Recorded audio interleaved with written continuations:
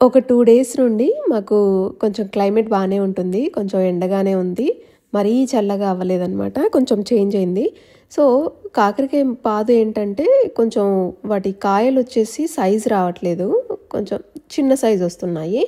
దానికి బలం లేక అలా అవుతున్నాయి. సో, మా దగ్గర ఈ ఫిష్ అండ్ కెల్ప్ లిక్విడ్ ఉంది. అది మనకి ఎలా వాడాలి ఏంటి అనేది దానిపైన మొత్తం రాసుంటదండి. సో, ఆ లిక్విడ్‌లో ఆ లిక్విడ్‌లో కొంచెం తీసుకొని దాంట్లో వాటర్ కలిపేసి ఇలా కాకరకాయ పాదుకు పోస్తున్నాము. అంటే కొంచెం కాయలు కొంచెం పెద్దగా అలా అవుతాయనేసి. ఇదేంటంటే ఆర్గానిక్ లిక్విడ్ అండి. సో, మనకి సేఫ్‌గా యూజ్ చేయొచ్చు.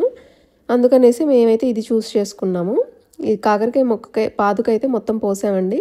ఒక 10 డేస్ క్లైమేట్ బానే ఉందంటున్నారు. ఈ 10 డేస్‌లో కొంచెం ఏమైనా చేంజ్ అవుతాయో చూద్దాము. మీకప్పుడు షేర్ చేస్తాను.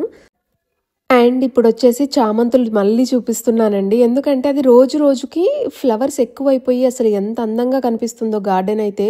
మొత్తం గార్డెన్ అంతా ఒకటైతే అసలు ఈ ఫ్లవర్స్ ఒకటిలా ఉంది. అంత బాగున్నాయి.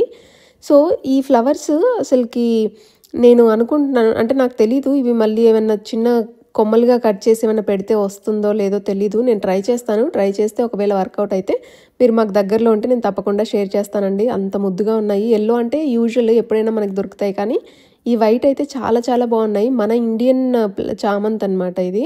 సో, అందుకే అంత ముద్దుగా చాలా బాగున్నాయి. నేను తప్పకుండా షేర్ చేస్తాను. ఒకవేళ అంటే మీకు నేను అప్డేట్ ఇస్తూ ఉంటాను. ఒకవేళ ఇది ట్రై చేస్తే మొక్క బ్రతికింది అంటే నేను ఖచ్చితంగా మీకు షేర్ చేస్తాను.